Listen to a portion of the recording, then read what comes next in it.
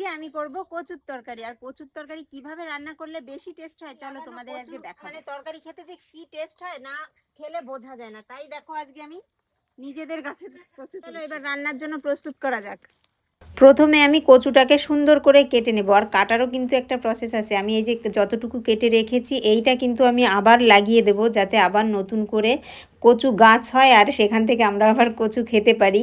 আর এই দেখো সুন্দর করে আমার কিন্তু কচুটা কাটাও হয়ে গিয়েছে। এরপর আমি উনুনে কড়াইটা বসিয়ে দিলাম। এবার আমি জল দিয়ে দেব, জল দিয়ে কচুটা হাফ সিদ্ধ করে নেব, ফুল সিদ্ধ করব না, হাফ সিদ্ধ করে নেব। কারণ অনেকে বলে না কচু খেলে গলা চুলকায়, গলা ধরে, অনেকে অনেক ভাষাই বলে, কিন্তু আমরা কিন্তু কচুটা হাফ সিদ্ধ করে নিই যাতে কচুতে গলা না চুলকায়। এভাবেই কিন্তু আমরা রান্না করি। তোমরাও যদি কচু কখনো রান্না করো কিন্তু হাফ সিদ্ধ করে নিও, হাফ সিদ্ধ ছাড়া কিন্তু কচু ভালো লাগে না। আর এই দেখো আমি লবণ দিয়ে দিচ্ছি, কারণ লবণ দিলে কচুর ভিতরে যে লবণটা ঢুকে যায় সে সিদ্ধর সময় তখন আরও ভালো লাগে। এরপর আমি কচুটাকে 5-10 মিনিটের জন্য ঢেকে দেব। দেখো কচুটাও সুন্দর সিদ্ধ হয়ে গেছে। এরপর আমি নামিয়ে নেব। আর তোমরা হয়তো অনেকেই জানো না কচুর তরকারি রান্না করতে গেলে মেইন মশলাগুলো কি কি। এই দেখো আমি আজকে তোমাদের দেখিয়ে দিচ্ছি কচুর তরকারি রান্না করতে গেলে মেইন মশলাগুলো হচ্ছে শুকনো লঙ্কা, গোটা ধনে, জিরে, এইগুলো হচ্ছে মেইন মশলা। আর এইগুলো আমি গোটা দিয়ে সুন্দর করে দেখো ভেজে নিচ্ছি। মশলাটা দেখো আমার সুন্দর করে ভাজা হয়ে গেছে। এবার আমি নামিয়ে নেব। নামানো হয়ে গেছে, এখন আমি সুন্দর করে বেটে নেব।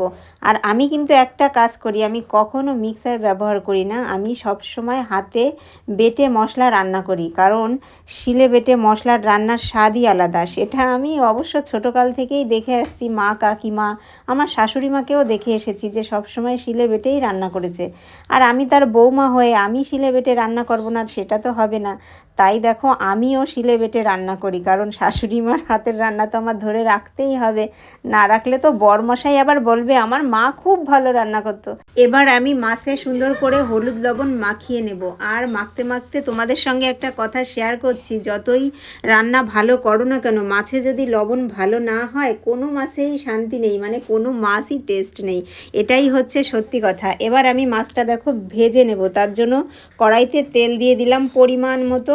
এবার আমি এক এক করে মাছগুলো সব দিয়ে দেব, আস্তে আস্তে ভেজে নেব। দাঁড়াও বন্ধুরা, কচুর তরকারি খাবো আর স্পেশালভাবে খাবো না তা তো হয় না। তার জন্য দেখো এখানে আমি গোটা জিরে নিয়েছি, আদা নিয়েছি আর কাঁচা লঙ্কা নিয়েছি। কারণ কচুর তরকারি খেতে গেলে খুব সুন্দর করে খেতে হয়, বারবার তো আর খাবো না, একবারই খাবো। এ দেখো এখানে আমি কচুটা সুন্দর করে ভেজে নিচ্ছি, কারণ কচু না ভাজলে না ভালো লাগে না। এরপর আমি পরিমাণ মতো লবণ হলুদ দিয়ে দেবো। কচুর তরকারি অনেকে অনেক মাছ দিয়েই খেয়ে থাকো, কিন্তু আমি আজকে করছি বাটা মাছ দিয়ে, কারণ আমার বরমশাই আজকে সকালবেলা বাজার থেকে বাটা মাছ নিয়ে এসেছে, তাই আমি বাটা মাছ দিয়েই করছি। আর এদিকে দেখো আমার কচু ভাজা হয়ে গেছে, তাই আমি নামিয়ে নিলাম। এবার আমি কচুর